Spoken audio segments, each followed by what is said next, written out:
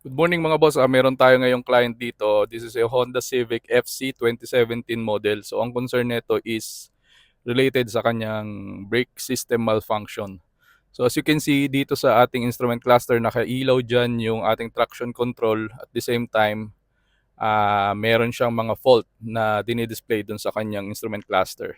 And as you can see, nakailaw din yung brake indicator natin. So usually ang mga affected dyan is yung ating brake hold, hill assist, traction control system, tsaka yung hill start natin. So para makaiwas tayo dun sa mga problems na pwedeng mangyari because of that issue, pwede nyo yan dalhin sa inyong mga trusted shop para ma-inspection at pabigyan kayo ng recommendation. At the same time, ma-rectify yung problema ng inyong Honda Civic FC.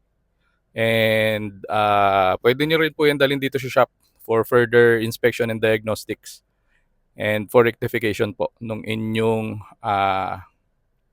mga Honda Civic FC. So very usual to, no, doon sa mga ganitong klase ng unit na nagkakaroon ng ganyang problema. So yun.